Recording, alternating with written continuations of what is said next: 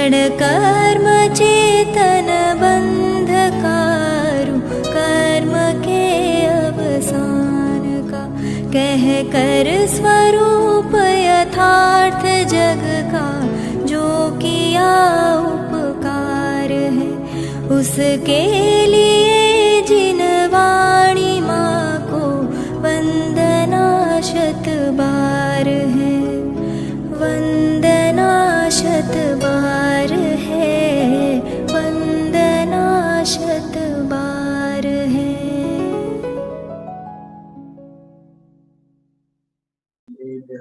ओम नमस्ते ओम नमस्ते। आत्मसिद्धि ने आधारे 6 બોલોમાં આપણે ગઈકાલે પૂર્વ પક્ષના 4 દોહરા અને ઉત્તર પક્ષના સમાધાનના 10 દોહરા એને આધારે આત્મ સ્વભાવની સત્તા અસ્તિત્વની ચર્ચા ગઈકાલે કરી છે। જૂનાગમમાં ચારેય અનુયોગોમાં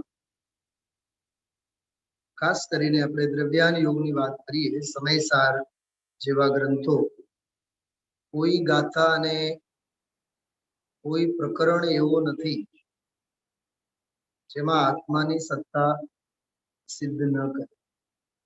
ખ્યાલમાં આવ્યો? એટલે આત્મસત્તાની સિદ્ધિ તે એકમાત્ર હેતુએ જૂનાગમના બધા ગ્રંથો શાસ્ત્રો લખેલા છે। થોડાક આજે જે વિષય ચાલ્યું છે એના સંદર્ભમાં બહુ અગત્યનું થોડુંક મેં બોર્ડ વર્ક કર્યું છે, એ બધું બહુ સમજવા જેવું છે અને બધો વિષય 45 અને 46 ની ગાથાના સંદર્ભમાં છે। આજે જે ગાથાઓ ગુરુદેવશ્રીએ લીધી 45ની પૂરી કરી અને 46ની ગાથા આજે લીધી, બરાબર? હા, શરૂ જ કરી છે સાવ। પણ હું જે વિચાર કરતો તો આ ગાથા સંબંધી સૌથી પહેલી વાત, જે મૂળ વાત આવી એની વાત કરીએ આપણે। એક ન્યાયમાં અથવા કારણ કાર્યના સંદર્ભમાં એક નિયમ છે, સર્વમાન્ય વૈશ્વિક સત્ય છે, જેવું કારણ હોય તેવા જ કાર્ય, એને કહેવાય કારણાનુવિધાયિની કાર્ય। કાર્ય જે હોય એ હંમેશા કારણનું અનુસરણ કરતા। સોનું હોય તો ઘરેણાઓ સોનાના જ બનવાના, ચાંદી હોય તો ચાંદીના જ ઘરેણાઓ બનવાના, માટી હશે તો માટલા વગેરે માટીના જ વાસણો, માટીની જ વસ્તુઓ બનવાના। આ પ્રસિદ્ધ સમયસારમાં જ આપેલા આવા બધા દ્રષ્ટાંતો છે। અથવા બેનશ્રીના વચનામૃતની ભાષામાં કહીએ, જેવું કારણપણું આપો તેવું કાર્ય। ગઈકાલે આપણે માત્રાની ભાષામાં આપણે બોલ્યા હતા, માત્રા, ક્વોન્ટિટી, જેટલું કારણપણું આપો તેટલું કાર્ય થાય, બરાબર? આજે આખો આ પ્રવચન લગભગ અડધી કલાકનો સ્વાધ્યાય તો કેવળ આ સૂત્રની સિદ્ધિ માટે હતો, બરોબર? જો 8 કર્મો જે છે, ગુરુદેવશ્રી વારંવાર શબ્દો બોલ્યા, ઉદ્ગલનો પાક છે।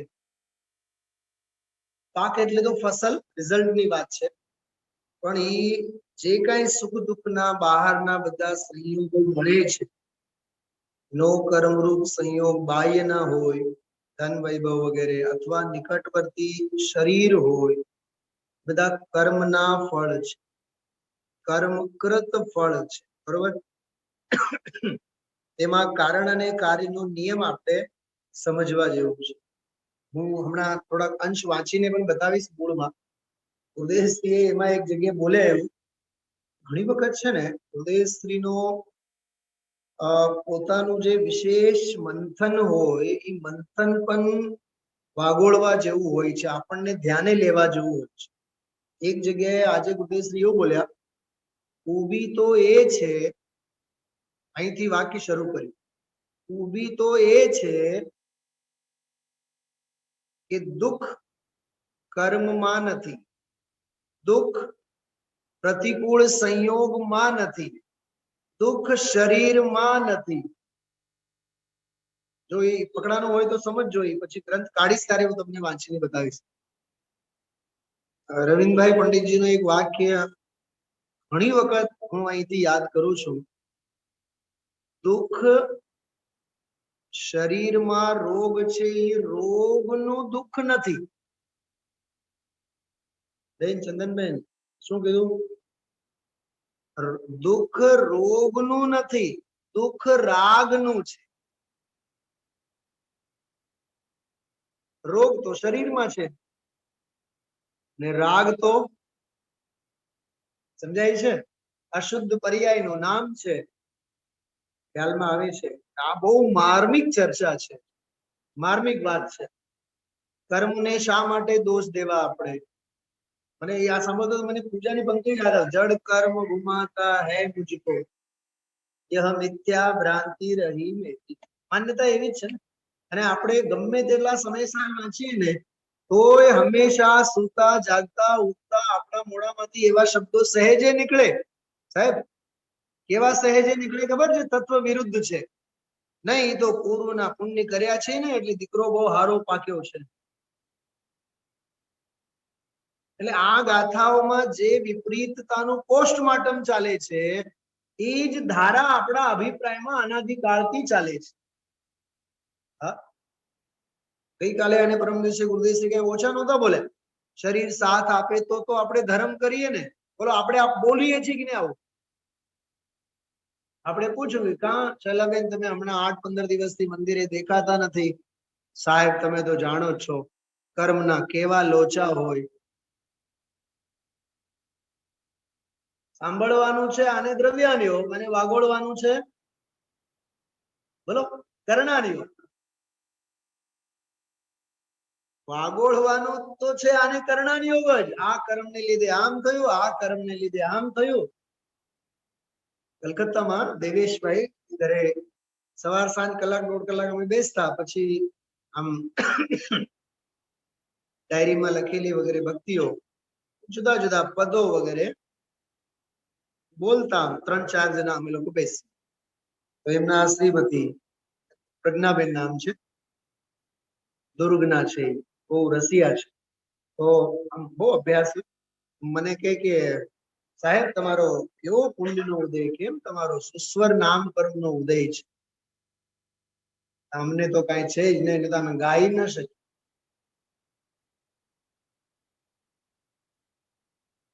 પછી મેં એક વાત કરી, સમો શરણમાં ગીત ગાનારા ગંધર્વ દેવતાઓ એકલા જ હોય છે, બીજા બધાને જ ગાતા આવડે કઈ જરૂરી નથી.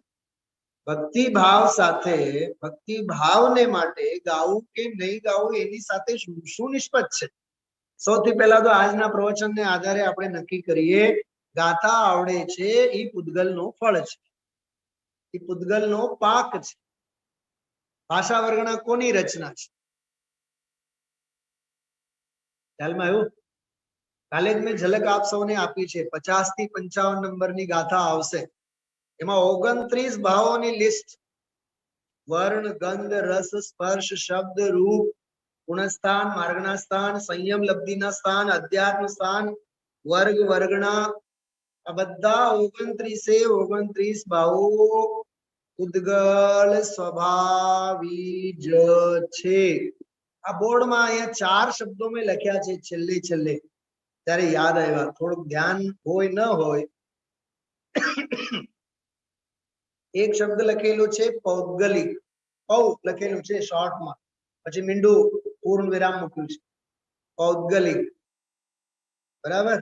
બીજો શબ્દ છે પૌદ્ગલિક કાર્ય. એક શબ્દ શું છે દાદા? કાર્ય છે ને, પૌદ્ગલિક કાર્ય. એ આ 45મી ગાથા. આઠે કર્મ જે છે 45મી ગાથામાં તો બીજી એક બહુ નવી અને માર્મિક વાત છે કે અધ્યવસાન આદિ જે આઠે માન્યતાઓ છે એ બધા આઠે કર્મોના સંરચના રૂપ આઠે કર્મો ભૌગોલિક છે. અને બીજી લીટીમાં જે વાત છે શીલાબેન, મને જે કાલે વિચાર આવ્યા હતા રાત્રે એની વાત કરું. 45મી ગાથાની પહેલી લીટી છે ષટખંડાગમની અને ષટખંડાગમની. બીજી લીટી છે કષાય પ્રાવૃત્તની. 45મી ગાથાની પહેલી લીટીમાં આખી ધવલા આવી જાય છે અને બીજી લીટીમાં આખી જય ધવલા આવી જાય છે. શું આ ધવલા જય ધવલા એટલે શું? વકીલ સાહેબ સમજાય છે વાત? બહુ અઘરી વાત નથી, પણ આમ થોડું ઊંડાણથી સમજવા જેવું છે. આઠે કર્મોની જે વાત કરીને એ સમગ્ર ષટખંડાગમમાં 8 કર્મોનો કર્મ સિદ્ધાંતની બધી ચર્ચા છે. અને 8 કર્મો કેમ કરીને બંધાય છે, જીવના કેવા ભાવોથી બંધાય છે, એ ભાવ કર્મ જે છે મોહ રાગ દ્વેષ, એ મોહ રાગ દ્વેષ કષાય ભાવોની જ ચર્ચા કષાય પ્રાવૃત્તમાં છે. એના ઉપર 18 ગ્રંથો લખ્યા છે જય ધવલા. અને ઓલી પહેલી લીટી જેમાં 8 કર્મોની વાત કરી એના ઉપર લખ્યા છે 18 ગ્રંથો ધવલા. તો ધવલા અને જય ધવલા બંને આગમની પરંપરા 45મી ગાથાની બંને લીટીમાં આવી જાય છે. કેમ કે જડ કર્મો પૂતગલ છે તો એનો પાક શું હશે? કાલે મેં કીધું હતું લીમડો વાવશું તો ઉગશે શું, શેરડી વાવશું તો ઉગશે શું. હા, સમજો કે આ ભક્તિ ઝરણા પુસ્તક છે. આપણે કોઈ પ્રકાશન વાળાને છપાવવા માટે આપણે પ્રેસમાં આપ્યા તો મશીનમાંથી છપાઈને શું આવશે? બધા ભક્તિ ઝરણા આપેલ છે તો ભક્તિ ઝરણા છપાઈને આવશે ને? ખ્યાલમાં આવે છે? કેમ કે જેવું કારણપણું એવું કાર્ય પણ. આ ગજબનો સિદ્ધાંત છે. હું તમને 5-6 વાક્ય બોલું. અમે 45 વર્ષથી સાંભળીએ છીએ, યાદ નથી રહેતું, પણ યાદ રાખવા માટે કારણપણું આપીએ છીએ આપણે. હા, 50 વર્ષથી સાંભળ્યા પણ જીવનમાં સંયમ નથી પ્રગટ થતું. સંયમ માટે પુરુષાર્થનું ભાતું આપીએ છીએ. 25 વર્ષ થયા અમે અહીંયા મંદિરમાં આવતા હજી 8 દ્રવ્યોના ક્રમ ખબર નથી, 8 દ્રવ્યોના નામ ખબર નથી, પણ કોઈ દી એને સમજવા માટે દરેક બાબતમાં લાગુ પડે. કેમ કે જેવું કારણપણું આપો એવું કાર્ય પ્રગટ થાય, એવો નિયમ છે. તો કર્મ બધા પૌદ્ગલિક, ઉદ્ગલ સંબંધી, એનું નામ પૌદ્ગલિક. શબ્દ સાંભળો, ઉદ્ગલ નથી લખ્યું મેં. ઉદ્ગલ શબ્દ ચોથા પોઈન્ટ ઉપર લખેલ છે. ચંદનબેન, આ બહુ માર્મિક વાત છે. 4-8 દિવસ સાંભળીએ તો આ સમજાય ને તો નહીં સમજાય. 8 કર્મો કેવા? પૌદ્ગલિક. પૌદ્ગલિક એટલે ઉદ્ગલ થી બનેલ, ઉદ્ગલ સંબંધી છે, પૌદ્ગલિક.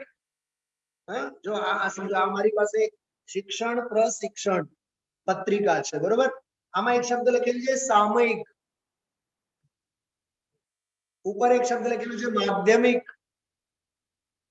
સાપ્તાહિક કેમ નથી લખ્યું, સામયિક કેમ લખ્યું છે? એના પાછળનો અર્થ હોય કે નહીં? એક હોય છે સામાયિક, જેને આપણે શુદ્ધોપયોગ કહીએ. તો સામાયિક ને સામાયિક કેમ કહેવાય? સમય એટલે આત્મા, સમય સંબંધી જે ધારા એનું નામ સામાયિક. ગઈકાલ રાત્રે છેલ્લા 10 બોલો ઉપર સ્વાધ્યાય આપણે લીધા શૈલાબેન, પણ ઓલા યુટ્યુબ ઉપર રેકોર્ડિંગ જ નથી. એટલો સરસ વિષય કલાકનો આપણો આવ્યો. 10 વખત તો મેં ચેક કર્યું, એટલું સરસ વિષય.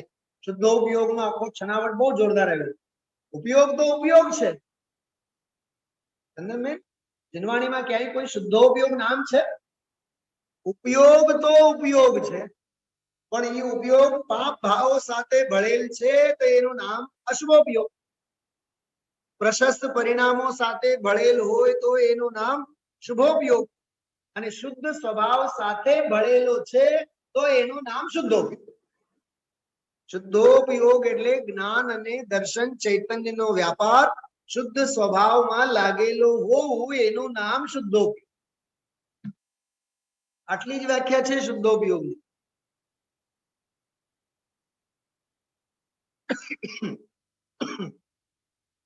તો 8 કર્મો પૌદ્ગલિક. ઉદ્ગલ પછી કહેશું આપણે, એ પૌદ્ગલિક. અને એના ફળ શું છે? એ પૌદ્ગલિક કાર્ય. એના ફળ શું છે? અનાર્યનું સંતાન આર્ય હશે કે અનાર્ય હશે? અનાર્યનું સંતાન તો અનાર્ય જ હોય ને. હા, તો કર્મ પૌદ્ગલિક, કર્મના કાર્ય બધા પૌદ્ગલિક. બરાબર. અને પછી લખ્યું છે આમાં ત્રીજો પૌદ્ગલિક ભાવ. એ પૌદ્ગલિક ભાવમાં અધ્યવસાનાદી બધા ભાવ કર્મો લઈ લેવા. મોહ, રાગ, દ્વેષ બધા લઈ લેવા. જડના લક્ષ્ય થયેલા ભાવ. શું? જડ. જડના લક્ષ્ય થયેલા ભાવ જડ. એક થોડુંક મહાભારતનો એક દાખલો આપું છું, વિચારજો. કિશોરભાઈ, પાંડવ કેટલા હતા? 5 હતા ને? અને હું 6 કહું તો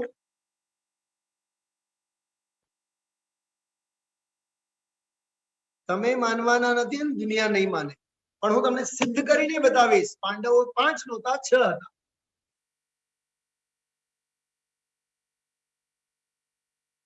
કેમ કે કર્ણ જે હતો એ પાંડુનો જ પુત્ર હતો ને.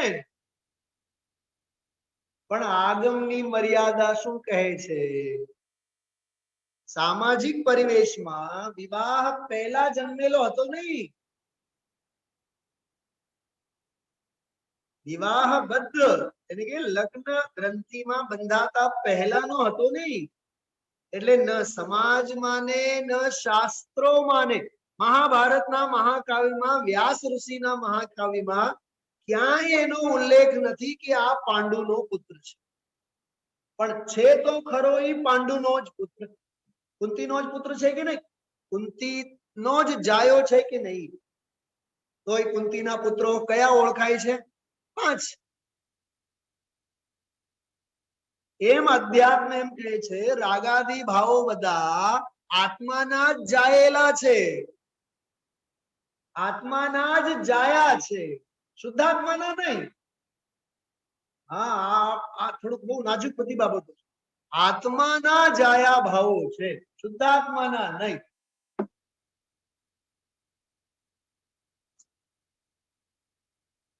રાગ છે એ આગમ, અને રાગ મારો નથી એ અધ્યાત્મ. શું કીધું? રાગ છે કે નહીં? આજે ગુરુદેવ શ્રી સિદ્ધ નથી કર્યું? કેટલી વખત કીધું? રાગ છે, કર્મ છે, ફળ છે, છે. એની સત્તા સિદ્ધ કરવી આગમ, જ્ઞાન પ્રધાન શૈલી. ભલે ને હશે, ભલે નહીં હોય, પણ એ મારામાં નથી, એ મારા ત્રિકાળ વસ્તુમાં નથી. એનું નામ અધ્યાત્મ. જો શ્રીમદજીનો જ આપણે આત્મસિદ્ધિનો છંદ યાદ કરીએ. દેહ છતાં જેની દશા વર્તે દેહાતી. બરોબર.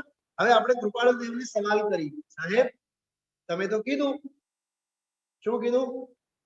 દેહ છતાં કીધું ને, તો પછી વર્તે દેહાતી ક્યાંથી વાત આવી? પુરુષાર્થ ક્યાં જાય? ગુરુદેવશ્રી આજે બહુ સરસ વાક્ય બોલ્યા. 8 કર્મ અને કર્મના ફળ એ બધા વિભાવ છે, સ્વભાવ નથી. સ્વભાવ હોય તો જાય નહીં. એ ન જાય તો કોઈ દી જીવને મુક્તિ ન થાય. વકીલ સાહેબ સાંભળ્યું આ વાક્ય? યાદ આવ્યું? હા, આ સ્મરણમાં રાખવા જેવું છે, યાદ રાખવા જેવું છે. 8 કર્મોના ફળ બધા વિભાવ છે. વિભાવ છે એ સ્વભાવ નથી. શૈલાબેન બોલો તો 5 નંબર. સ્વભાવ નથી. સ્વભાવ હોય તો જાય નહીં. જાય છે એટલે વિભાવ છે. હા, 299. હા, એમાં જોજો, જેની પાસે ગ્રંથ હોય એમાં જોજો. આવા 4-5 ડાયલોગ બોલ્યા છે ગુરુદેવ. અને પછી આ છેલ્લે આ બોલ્યા, જો ઈ કદી જાય નહીં તો પછી જીવને કદી મુક્તિ થાય નહીં.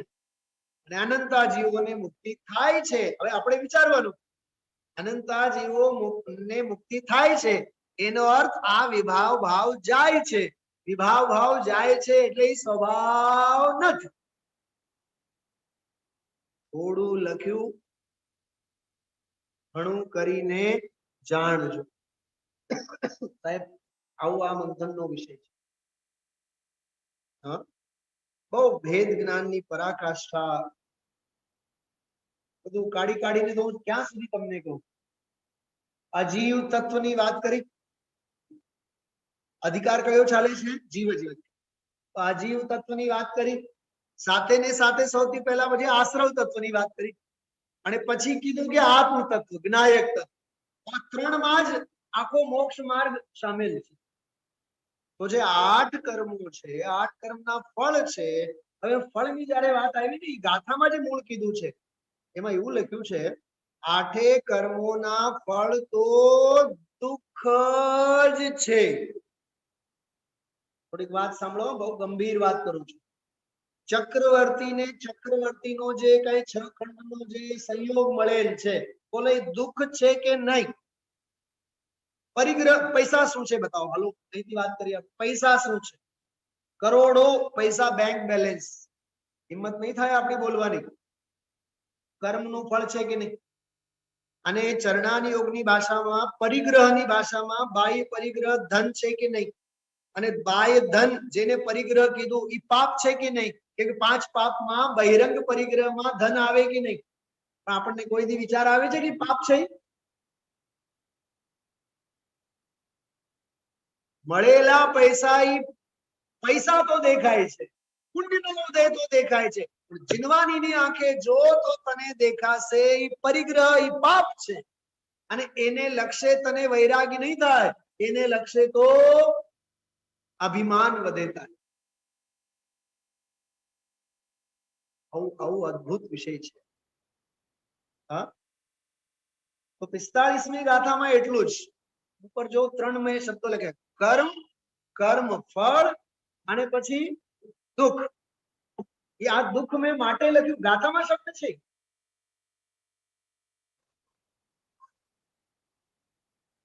હું તમને એમસીક્યુ ટાઈપનો એક પ્રશ્ન પૂછું આ ગાથાની ભાષામાં.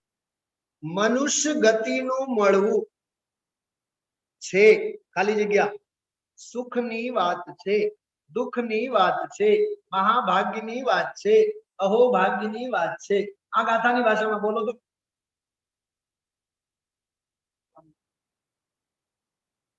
આરતીબેન, ગુરુદેવશ્રીનું પ્રવચન નથી સાંભળ્યું આપણે. અરે દુઃખની વાત છે. કર્મના ફળ શું છે? મનુષ્ય ગતિ, મનુષ્ય ભાવ એ દુઃખ જ છે ને, દુઃખનું ફળ છે ને. 8 કર્મ આવ્યા કે નહીં? 8 કર્મ. તો ગતિ, ગતિ નામ કર્મ આવ્યું કે નહીં એમાં? તો ગતિ નામ કર્મમાં દેવ ગતિ, મનુષ્ય ગતિ, તિર્યંચ ગતિ, નરક ગતિ. કઈ ગતિ સુખરૂપ? એક કે નહીં. કેમ કે 148 બધા એક શબ્દ આવ્યો છે, રાગ ગ્રામ. ગુણ ગ્રામ શબ્દ આવ્યો ને, એ આગળ આગળ આવશે ત્યારે તમને બતાવીશ. 49મી ગાથા પહેલા શબ્દ છે, કુળ કળશમાં શબ્દ છે, રાગ ગ્રામ છે.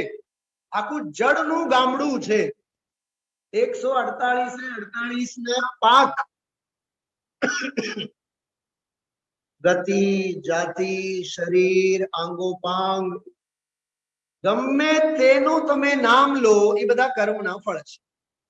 કર્મ છે, કર્મના ફળ છે, એટલે એ બધા નિયમથી શું છે? દુઃખ છે. ચક્રવર્તીને ચક્રવર્તીના પદમાં મજા આવતી હશે. ચલો તીર્થંકરની વાત વિચારો. સિમંદર ભગવાન હાલમાં તીર્થંકર છે ને? સિમંદર ભગવાન હાલમાં તીર્થંકર પદે છે કે નહીં? બોલો ચંદનબેન, બોલો. તીર્થંકર પદે છે ને, એને એમાં મજા આવતી હશે એમ પૂછું છું.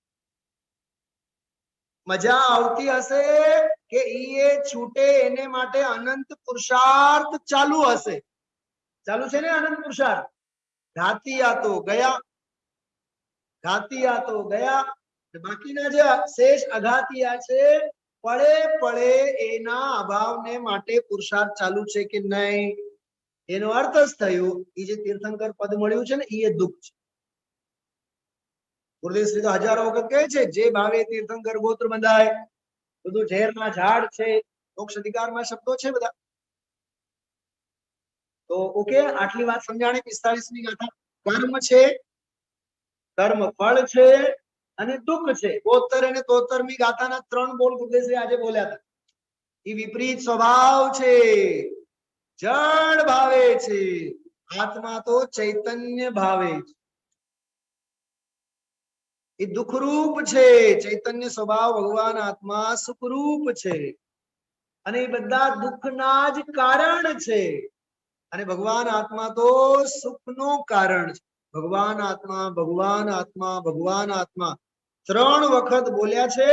3 વખત આ બબ્બે તર્કો આપ્યા છે. આશ્રવ અશુચિ છે અને આત્મ સ્વભાવ શુચિ છે, પવિત્ર છે. આશ્રવ દુઃખરૂપ છે, આત્મા સુખરૂપ છે. આશ્રવ દુઃખનું કારણ છે અને આત્મા તો સુખનું કારણ. તો આ 45મી ગાથા સમજવા માટે 72-73મી ગાથામાં આવેલા આશ્રવ સંબંધીના જે વિશેષણો છે એ સમજો. તો આનો આમ રજે રજ. હા, ડોક્ટર ગમે તેટલો બાહોશ હોય, બાહોશ મીન્સ હોશિયાર, ગમે તેટલો મોટો હોય, ગમે તેટલો બાહોશ હોય, એને ઓલા પટ્ટાવાળાની જરૂરત તો પડે જ, કમ્પાઉન્ડરની જરૂરત તો પડે જ પડે. અરે 10 રૂપિયાની કેચીની પણ એને જરૂરત પડે, 2 રૂપિયાના રૂની પણ એને જરૂરત પડે જ. નહીં નહીં, હું તો મોટો ડોક્ટર, હું ઓલા 5 રૂપિયાના રૂને કેમ અડું? શેના માટે મેં દાખલો આપું છું ખબર? 45મી ગાથા વાંચી અને 72 અને 73મી ગાથા ન વાંચી તો આ ગાથા નહીં સમજાય. ક્યાંથી બોલે છે ગુરુદેવ? આ દુઃખરૂપ છે. શૈલાબેન, 45મી ગાથાની બીજી લીટીમાં જે લખ્યું છે ને દુઃખરૂપ, આ જ વાત 72-73મી ગાથામાં જેને રિપીટ કરી છે. બધું કનેક્ટેડ છે સમય સારા એકબીજા સાથે. આ થઈ 45મી વાત. 8 માન્યતાઓની વાત થઈ. આમાં એમ કીધું બધા પૌદ્ગલિક છે, પૂતગલના ફળ છે, એ બધું પૂતગલ જ છે. આમાં 4 પોઈન્ટમાં જો પૌદ્ગલિક છે, પૌદ્ગલિક કાર્ય છે, પૌદ્ગલિક ભાવ છે. અમે વધુ શું કહીએ, એ બધું પૂતગલ જ છે.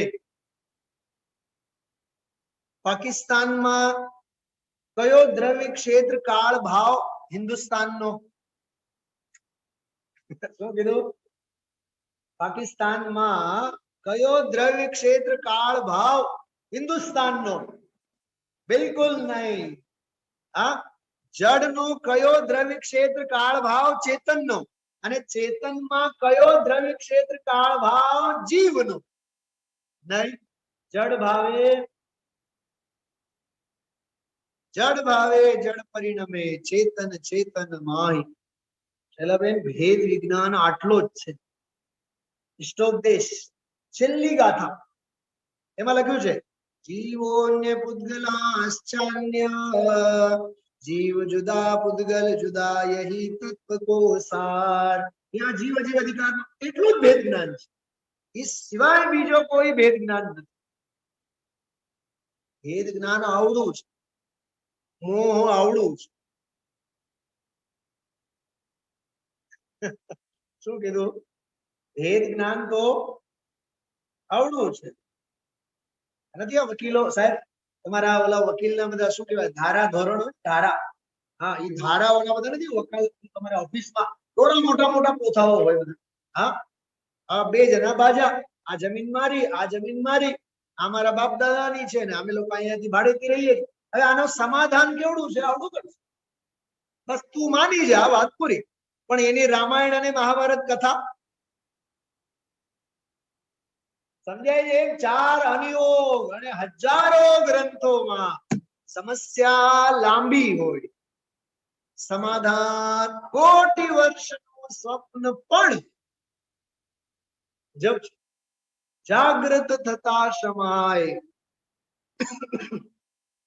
એમ વિભાવ, ઈ વિભાવ 39મી ગાથા થી 43મી ગાથા સુધી, 44માં તો સમાધાન છે, 39 થી 43મી ગાથા સુધી અથવા 50 થી 55 6 ગાથાઓમાં અધ્યવસાનાદિ ભાવો, ત્યાં વળી પાછી બીજી રીતે ઈ જ વિષય બધું રિપીટ આવશે. એમ વિભાવ અનાદિનો કેટલું જો જ્ઞાન થતા દૂર થાય, ઈ જ્ઞાન થતા 4 શબ્દો લાગે છે, બે શબ્દો અને 4 અક્ષર, પણ એમાં અનંત કાળ નીકળી જાય. શું કીધું કિશોરભાઈ? જ્ઞાન થતા 4 જ અક્ષરો છે ને, પણ એ 4 અક્ષરોમાં ન જાણે આ જીવ 4 ગતિ 84 લાખ યોનિઓમાં ક્યાં ક્યાં ભમી ભમીને આવે. મરીચીનો જીવ આદિનાથના પહેલાનો, પુરુરવા ભીલમાંનો, ત્યારના પડેલા સંસ્કારો એ આદિનાથના દરબારમાં ન ઉગ્યા, ઉલટાના ઉછળ્યા વિરોધ કરીને, શાંતિનાથ ભગવાનના સગાવાલામાં પેદા થયા, જમાઈ પણ થયો શાંતિનાથ પરિવાર સાથે, શાંતિનાથ તીર્થંકરના પરિવાર સાથે લગ્ન કર્યા, એ મરીચીનો જીવ. પછી તો નરકે ગયો, અને ક્યાં મહાવીર થઈને પછી 24માં પેદા થયા. અને ઈ જાહેરાત પોતે જ પોતાના કાનેથી ભગવાન આદિનાથના સમોશરણમાં સાંભળેલો. મરીચી એટલે કોઈ વિદ્રુપ નહોતો, રાજકુમાર હતો. શું કીધું? ભરતનો પુત્ર હતો કે નહીં? તો ભરતનો પુત્ર રાજકુમાર હતો, એ કોઈ સામાન્ય નહોતો.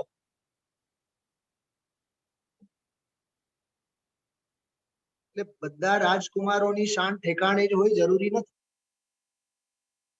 સૌથી સારામાં સારો દાખલો આ મરીચીનો છે. સાધનો શું કરે, સંયોગો શું કરે? હા, સંયોગો શું કરે વિચાર કરો, ત્યારે જ આપણને ખબર પડે છે કે નિમિત્તોની નિરપેક્ષતા કેવી છે. એટલે જ ગુરુદેવ શ્રી વારંવાર આજે બોલ્યા, કર્મમાં દુઃખ નથી, પ્રતિકૂળતામાં દુઃખ નથી. છરાનો દાખલો આપ્યો, છરી વાગી, તો છરી વાગી એનો દુઃખ નથી, જે મને વાગી એનો જે અણગમો છે એનો દુઃખ છે, દેહ પ્રત્યેનો રાગનો દુઃખ છે. વીછીનો દાખલો આપતા હોય, વીછી કરડે, બહુ દુખે બહુ દુખે બહુ દુખે, વીછીનો દુઃખ નથી, કરડવાનોય દુઃખ નથી, પણ મને કરડેલ છે, મારા શરીરને કરડેલ છે, એ જે અણગમો છે એનો દ્વેષ છે, અને એનો તને સ્વાદ છે. બહુ માર્મિક વાતો છે બધી. 45મી ગાથા અને 46મી ગાથા હવે જે આજે ચાલુ કરી છે, કાલે તો આવશે આ વિષય, પણ આ બહુ સંક્ષેપમાં લેશે, પણ આ ગાથા બહુ અગત્યની છે. હા શૈલાબેન, થોડુંક આજે હોમવર્ક કરજો. આ ગાથા સમજવા માટે 12મી ગાથામાં આવેલ એક સંદર્ભ વાળી ગાથા સમજવી જરૂરી છે. સમયસાર 12મી ગાથા, જેમાં એમ લખ્યું છે, શુદ્ધો શુદ્ધા દેશો નાદવો પરમ ભાવ દર્શીમ, અપરમ ભાવમાં વ્યવહાર જાણેલો પ્રયોજનવાન છે. એ જે ગાથા છે ને, એ ગાથાની ટીકામાં એક રેફરન્સ આપેલ છે, જય જીણમયમ પવજ્ય તામા વ્યવહાર નિશ્ચય મુય. આ ગાથા છે.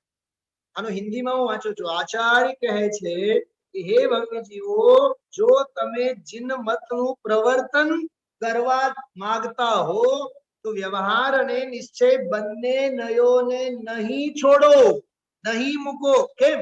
કેમ કે વ્યવહાર નય વિના તીર્થ એટલે વ્યવહાર માર્ગનો નાશ થશે, અને નિશ્ચય નહીં વિના તત્વનો જ નાશ થઈ જશે. આ ગાથા છે ચંદનબેન.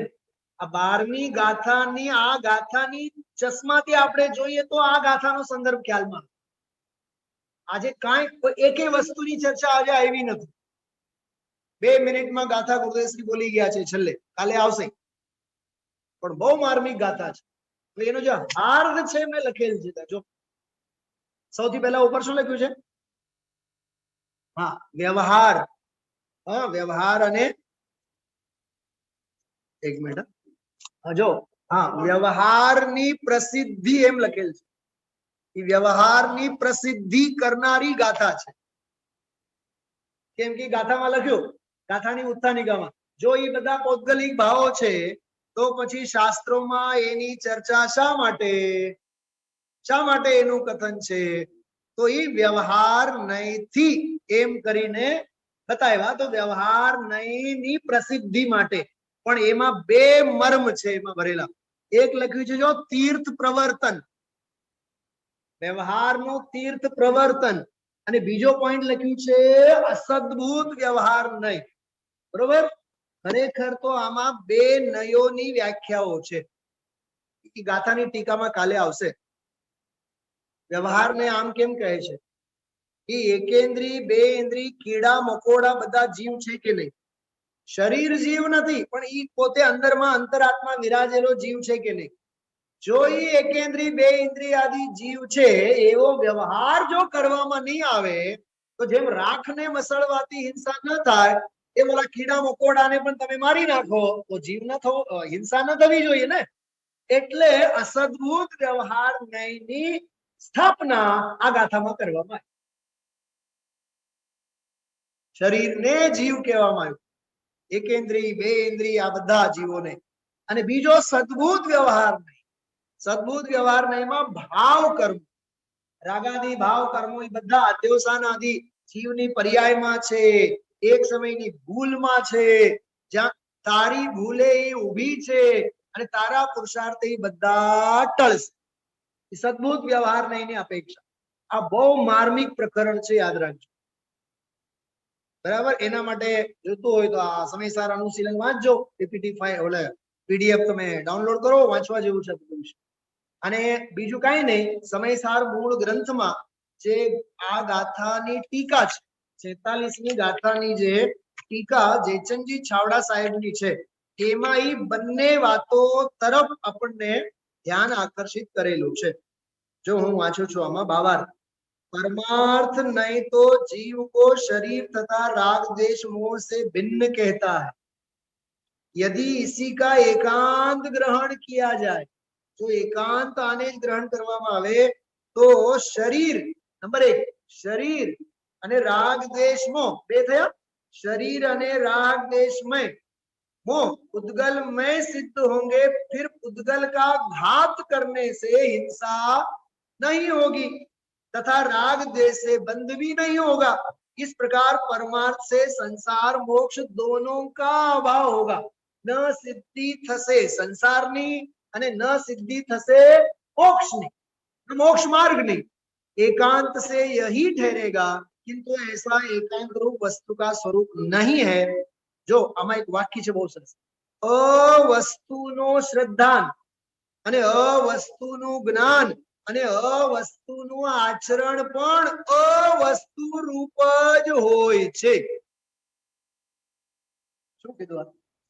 ઓલા શેખ ચિલ્લીના સપના કે શેખ ચિલ્લી જેવી વાતો રાત્રે આપણે સૂતા અને મહેલ દેખાણું, હકીકતમાં મહેલ છે, એવો કોઈ મહેલ જ નથી જે સપનામાં આપણે જોયા હોઈએ. એમ અહીંયા કહે છે અવસ્તુની શ્રદ્ધા, જ્ઞાન અને ચારિત્ર્ય અવસ્તુ રૂપ જ હોય. માટે વ્યવહાર નયનો ઉપદેશ ન્યાય પ્રાપ્ત છે. શું કીધું? હું તમને એક બહુ ભયંકર વાતો કરું છું, સાંભળો. પૂજા હેય હોય તો આષ્ટાનિકા અને દશલક્ષણ ધર્મની ઉજવણીઓ બંધ કરો ને. હજી એક વાત કરું. જો પૂજા હેય હોય, પ્રક્ષાલ હેય હોય તો મારો ને તારા દર્શનાબેન આ બહુ અંદરમાં નાળ ફાટે એવી વાત છે. બધો વ્યવહાર હેય હોય તો દાન કાંઈ આપોય નહીં અને દાન કાંઈ લોય નહીં.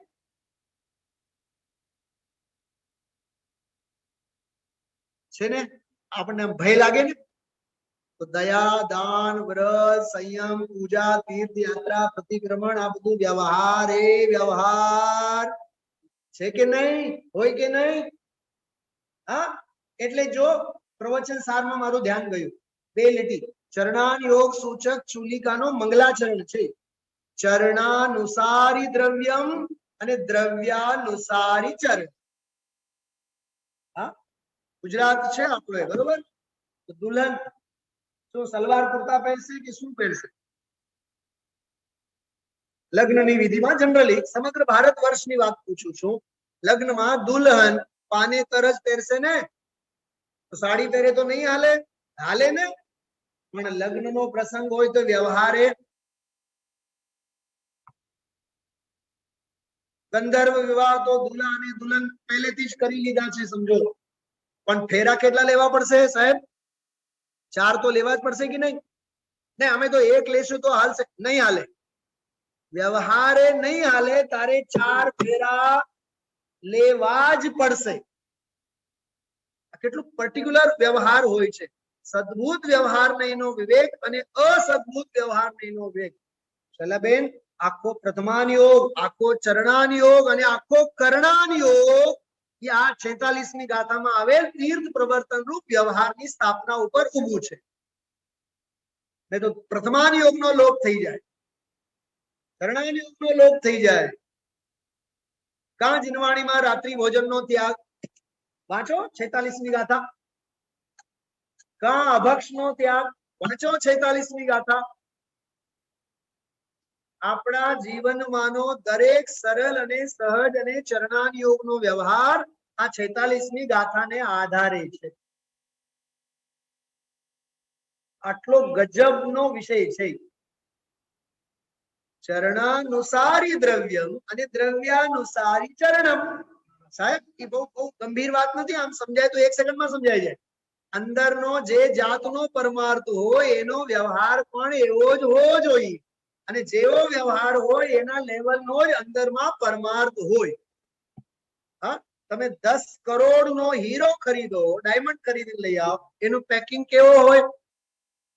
શાક મંડી વાળાની, સબ્જી વાળાની ઓલી પોલિથીનની થેલી હોય. 10 કરોડનો હીરો હોય તો 10,000 નો તો એનો પેકેજ હોય. જે જાતનો નિશ્ચય હોય એ જાતનો એનો વ્યવહાર હોય. આ ચરણાનુસારી દ્રવ્યમ દ્રવ્યાનુસારી ચરણ. 46મી.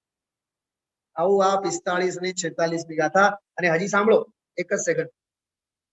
46મી ગાથામાં જે વાત આજે શરૂ કરીને વ્યવહારે કેમ કરીને છે એના માટે દ્રષ્ટાંત આપશે 47 અને 48મી ગાથા. કે મોદી સાહેબ નીકળ્યા, લખ્યું છે એમાં. મોદી સાહેબ નું નામ નથી લખ્યું, પણ રાજાનું નામ લખ્યું. રાજા નીકળે તો આગળ પાછળ બધા બુલેટ વાળા અને બોડીગાર્ડ બધા હોય કે નહીં? સેના હોય કે નહીં? એમાં રાજાનું વર્ણન ક્યાં આવ્યું? એ કઈ બધા રાજાના લક્ષણો છે? એ બધા વ્યવહારે એમ કહેવાય છે કે રાજા નીકળેલ છે, એમ કહેવાય ને. એ દ્રષ્ટાંત આપ્યું છે ત્યાં. એમ છે તો ખરો આ જીવ એકલો, પણ અધ્યવસાન આદિ ભાવોને એની સેના તરીકે કહેવામાં આવેલ છે. આ 47 અને 48મી ગાથા. પછી આચાર્ય અમૃતચંદ્રાચાર્ય દેવ એમ કહેશે, બધી વાત જવા દો, અમને તો આત્માનો અસાધારણ લક્ષણ બતાવો. તો અસાધારણ લક્ષણ બતાવો એને માટે 49મી ગાથામાં અરસ, અગંધ, અસ્પર્શ વગેરે વિશેષણો વડે ચૈતન્ય લક્ષણમય ભગવાન આત્મા છે એ 49 નંબરની ગાથામાં આવશે. બિલકુલ વિસ્ફોટ આવશે 49મી ગાથા. પછી 51મી ગાથાથી વળી પાછું આ વિશે એમાં વિસ્તારથી આવશે. આવો આ બધું સરસ વિશ્લેષણ, વર્ણન, કથન. ખરેખર તો વાત એવી છે, પૂર્વાપર ગાથાઓનો સંદર્ભ આપણે સમજવાના પ્રયત્નો કરતા નથી. એક ગાથા વિશેષને લઈને બેસીએ છીએ એટલે અજ્ઞાન જ બધી માથાકૂટોનું જડ છે. 49મી ગાથા જેટલી અનિવાર્ય છે એટલી આ 46. 45મી સમજાવીને 46મી નહીં સમજાય, 39 થી 43 સમજાવીને 45મી નહીં સમજાય. પૂર્વાપર સંબંધ છે આ ગાથા. વિશેષ પછી લેશું, કાલે આ ગાથા આવશે. આના ઉપર સમય પૂરો થયો છે.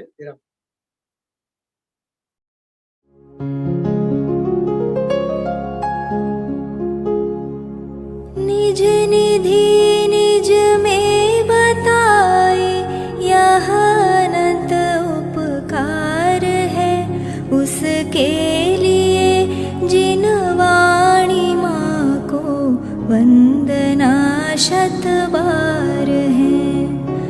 वंदना शत बार है, वंदना शत बार है।